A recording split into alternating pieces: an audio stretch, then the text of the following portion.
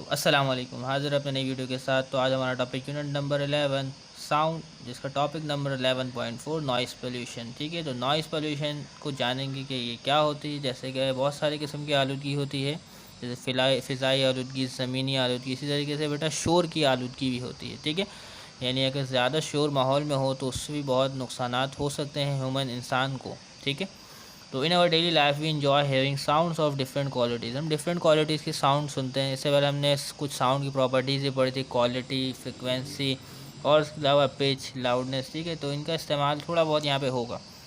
तो we hear the sound produce by musical instruments such as recorder, guitar, violin, drum.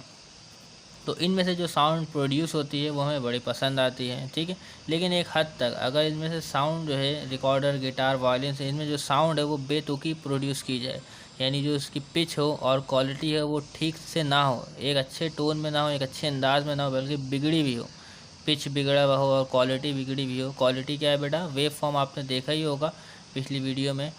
ठीक है ना, तो डिफरेंट साउंड की डिफरेंट वेव फॉर्म होती है, जैसे कि आप यहाँ पे देख सकते हैं। ठीक है, वायलिन की वेव फॉर्म है, आप देख सकते हैं ओबॉय की वेव फॉर्म है, यानी बांसुरी की, ये फ्रेंच हॉर्न की वेव फॉर्म है। तो इस वेव फॉर्म का भी बड़ा किरदार होता है। ठीक है, तो the sound of this instrument has a tone with characteristics such as control, pitch and quality. जो साउंड हम सुन के बड़े महजूज होते हैं, ठीक है, लुत्फ़अंदोज़ होते हैं, तो उसकी जो पिच होती है वो कंट्रोल होती है और क्वालिटी भी क्या होती है बेटा? कंट्रोल होती है। तो पिच मीन्स फ्रिक्वेंसी, जैसे कि आपने पढ़ा होगा पिछली वीडियो में। और क्वालिटी क्या है बेटा? Wave form of the sound है, यानी कि सोचिए साउंड वेव है हमारे पास 3 किस्म की, और तीनों अलग अलग इंस्ट्रूमेंट से, म्यूज़िकल इंस्ट्रूमेंट से प्रोड्यूस हो रही है। एक ही फ्रिक्वेंसी, एक ही एम्पलीट्यूड, एक ही वेव लेंथ है, लेकिन क्या है बेटा? इसकी वेव फॉर्म डिफरेंट है। आप देख सकते हैं वेव फॉर्म इसकी क्या है बेटा? सबकी डिफरेंट है। ठीक है, तो क्या होगा बेटा? तो इससे क्या है बेटा? तमाम चीज़ क्या है? कंट्रोल है। तो कंट्रोल पिच, कंट्रोल क्वालिटी होगी तो वो साउंड हमारे पास क्या होगी? प्लेजेंट होगी, यानी खुशगवार होगी। तो that have a pleasant effect on our hearing sensation, और ये हमारे कानों पर बड़ा खुशगवार असरात डालेगी, जिसकी पिच और क्वालिटी क्या हो? कंट्रोल हो। तो अगर कोई बैंड बाजे वाला ग्रुप है तो अगर वो म्यूज़िक बजा रहा है तो पिच क्वालिटी कंट्रोल होनी चाहिए। अगर ऐसा ना हो, ठीक है, उसमें क्या हो? बेकायदगी हो, तो वो जो आवाज़ें हैं, जो मुधिर आवाज़ें भी हैं, वो बेकार सी लगने लगेगी। ठीक है, और वो नॉइस में तब्दील हो जाएगी। तो डेफिनेशन है हमारे पास म्यूज़िकल साउंड की। तो आपसे किताब पे पूछा जाएगा ये बने कि म्यूज़िकल साउंड को डिफ़ाइन करें, तो आप कर सकते हैं the sounds that are pleasant to our ear are called musical sound. तो ऐसी आवाज़ें जो हमारे कानों को खुशगवार लगें, उसको कहते हैं म्यूज़िकल साउंड। और म्यूज़िकल साउंड की पिच और क्वालिटी क्या होती है बेटा? कंट्रोल होती है। ठीक है, तो आप इसको देख सकते हैं। अब इसके बाद देखते हैं however some sound have unpleasant effect on our air. ठीक है, तो कुछ साउंड्स हैं जिनकी जो आवाज़ है हमारे पास बिल्कुल नाखुशगवार होती हैं, such as sounds of motorcycle. तो कभी आपने देखा होगा कि मोटरसाइकिल में साइलेंसर ख़राब हो जाए, कट जाए, तो उसमें से कैसी आवाज़ आ रही होती है। तो sounds of a motorcycle, the slamming of a door, दरवाज़ा अचानक से शायद बंद करना, and the sound of machinery. ठीक है, तो इन सब में आवाज़ क्या है? अनप्लेजेंट होती है। कभी घरों के ऊपर से क्या है बेटा? हवाई जहाज़ भी जाता है तो उसकी साउंड भी क्या होती है बेटा? अनप्लेजेंट होती है। अब इसी तरीके से जो हमारे पास मौजूद है, sound has an unpleasant effect on our ears is called noise. तो ऐसी साउंड जो हमारे कानों पर नाखुशगवार असरात डालें तो वो क्या कहलाती है बेटा? नॉइस कहलाती है। जैसे कुछ बच्चे मिलके शोर मचा रहे हो आगे पीछे, तो आप क्या बोलते हैं? शोर ना करो, क्योंकि वो जो आवाज़ें हैं आपके पास, उसकी जो असरात है वो बहुत बुरे पड़ रहे हैं आपके कानों को और वो अच्छे नहीं लग रहे। तभी आप उसे कह रहे हैं कि शोर मत करो। क्लियर है? ओके, तो इसको नॉइस के हम डिफ़ाइन करते हैं। तो noise correspond to irregular and sudden vibration. तो नॉइस में क्या होती है बेटा? इरेगुलर होती है आपके पास, एंड सडन वाइब्रेशन होती है, अचानक अचानक वाइब्रेशन होती है, जनरेटेड बाय सम सोर्सेज। यानी अगर अचानक आवाज़ कहीं से आ जाए आपको, आप सुकून से बैठे हैं तो आप डर जाते हैं। ठीक है, क्योंकि वो नॉइस होती है। तो सडन वाइब्रेशन होगी और इरेगुलर होगी। तो अगर कोई चीज़ बिल्कुल टोन में, बिल्कुल लेयर बाय लेयर, बिल्कुल तरतीब बाय तरतीब आपके पास आवाज़ आ रही हो, स्लो अप डाउन, स्लो तरीके से, अचानक अचानक उसमें फ़र्क नहीं आ रहा है एम्पलीट्यूड में, तो वो साउंड आपको अच्छी लगी। लेकिन किसी के एम्पलीट्यूड में अचानक फ़र्क आ जाए तो वो साउंड आपको, आपके लिए नॉइस होगी। तो noise correspond to irregular and sudden vibration generated by sound sources. The noise is pollution has become a significant issue of concern all over the world. तो शोर की आलूदगी भी एक बड़ा मसला बन चुकी है दुनिया में। तो noise is an unpleasant sound that is harmful not only to human health but also to other species. तो साउंड सिर्फ इंसानों को ही नहीं बल्कि और भी दूसरे जानदारों के लिए ख़तरनाक है, ठीक है। Noise, okay, noise. तो transportation equipment and heavy machinery are the primary sources. तो आपसे पेपर में पूछा जा सकता है कि प्राइमरी सोर्सेज क्या है बेटा नॉइज़ की, तो आप कहेंगे transportation equipment and heavy machineries, ठीक है। तो ये क्या है बेटा, प्राइमरी सोर्सेज है। सेकेंडरी सोर्सेज के बारे में डिस्कस नहीं किया गया I think. For example the noise of the machinery in industrial areas, loud vehicles, horns, hooters and alarms. तो ये सभी क्या है बेटा आपके पास प्राइमरी सोर्स है, ठीक है। क्या, noise of the machinery industrial areas, loud vehicles, horn, hooters and alarms. The excessive noise level has harmful on human health as they cause conditions such as stress. तो आपके पास क्या है बेटा, एक्सेसिव नॉइस लेवल, ठीक है ना। तो excessive noise level, अगर नॉइस लेवल भी होता है बेटा एक फिक्स होता है, अगर उससे ज़्यादा आवाज़ें सुनी जाए, ठीक है, तो वो क्या है बेटा एक हार्मफुल इफेक्ट लेकर आएंगे हेल्थ पर, और हमें क्या करेंगे, such as stress, disturb concentration, overtime, hearing loss, sleeping disorder, aggression, hypertension, high stress level can occur. तो जब क्या है बेटा एक्सेसिव नॉइस लेवल जब आप सुनेंगे तो आपको इन तमाम चीज़ों का सामना हो सकता है, जैसे कि स्ट्रेस, कंसंट्रेशन आपकी हमेशा डिस्टर्ब होती रहेगी, ठीक है, ओवर टाइम, और हेयरिंग लॉस, ठीक है ना। तो सुनने में जो सलाहियत है उसमें कमी आएगी, तो ये बाल वाला नहीं है, तो हेयरिंग लॉस, तो सुनने में सलाहियत में कमी आएगी। स्लीपिंग डिसऑर्डर, नींद नहीं है आएगी जब आप एक्सेसिव शोर सुने। अगर आप रोड की तरफ रहते हैं तो आपके घरों पे बहुत आवाज़ आती होगी हॉर्न की, लेकिन कभी आप किसी अपने रिश्तेदार के घर चले जाएँ जो रोड की तरफ नहीं रहते, तो वहाँ पे आपको बहुत सुकून महसूस हो रहा होगा, क्योंकि आप आदी हो चुके हैं शोर के। तो आप, ठीक है, बात समझ में आ रही है आपको। इसके अलावा एग्रेशन रहेगा हमेशा, और इसके अलावा hypertension, high stress level can occur, तो ये भी हो सकता है, और शोर की वजह से ब्लड प्रेशर भी हाई हो सकता है, इसको कहते हैं बेटा हाइपरटेंशन, ठीक है।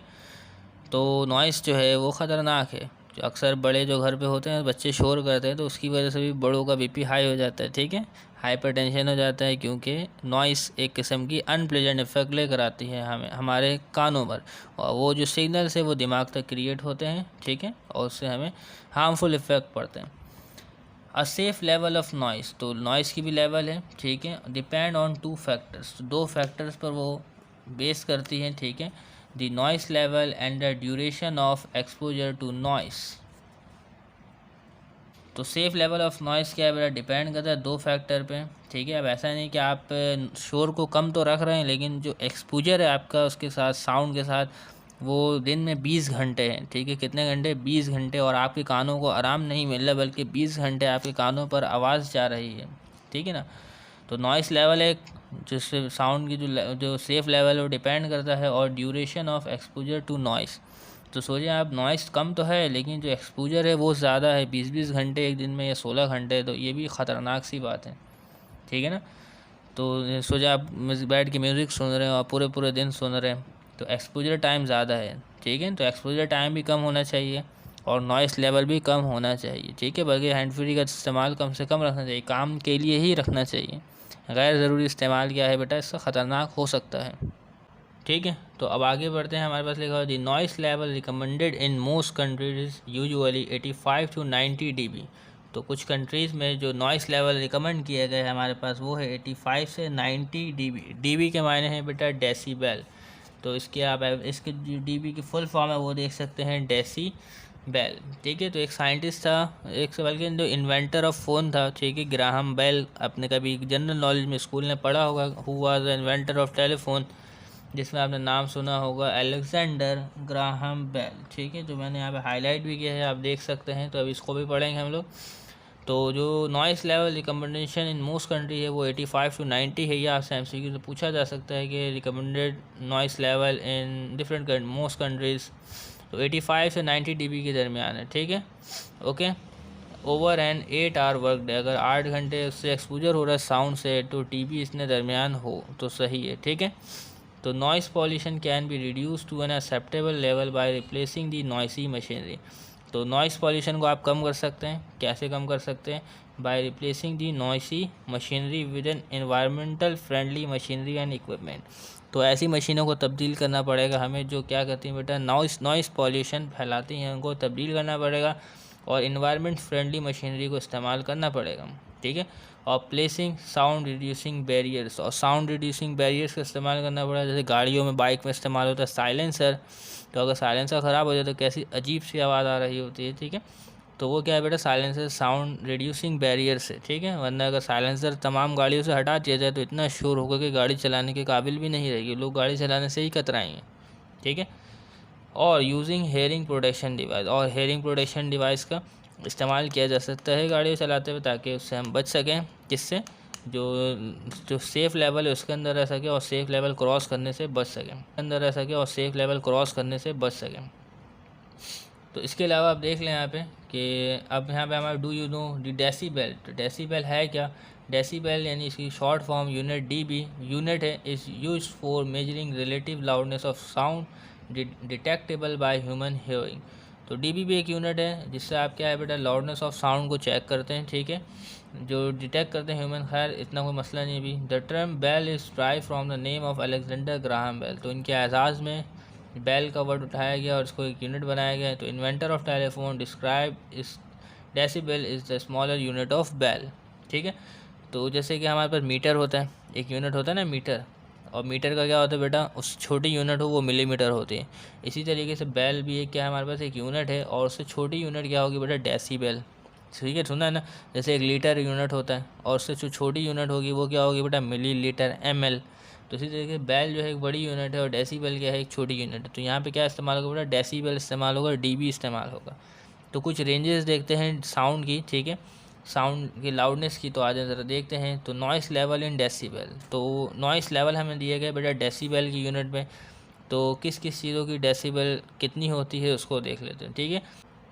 तो पर्सनल स्टीरियो जो हमारे पास जो अपने इक्विपमेंट होती है म्यूज़िक वगैरह सुनने की, ठीक है, हैंड फ्रीज हो गए, ठीक है, MP3 हो गए, ठीक है, वेरी लाउड अगर उस सुनते हैं तो उसमें जो नॉइस लेवल होगा डेसीबेल में वो होगा 150, ठीक है, जो कि बहुत ही ख़तरनाक है हमारे लिए। जो रिकमेंडेड रेंज है हमारे पास वो क्या है बेटा, 70 से तकरीबन कम होता है, ठीक है। यहाँ पे लिखा हुआ है, नहीं लिखा हुआ उसको देख लेंगे, ठीक है।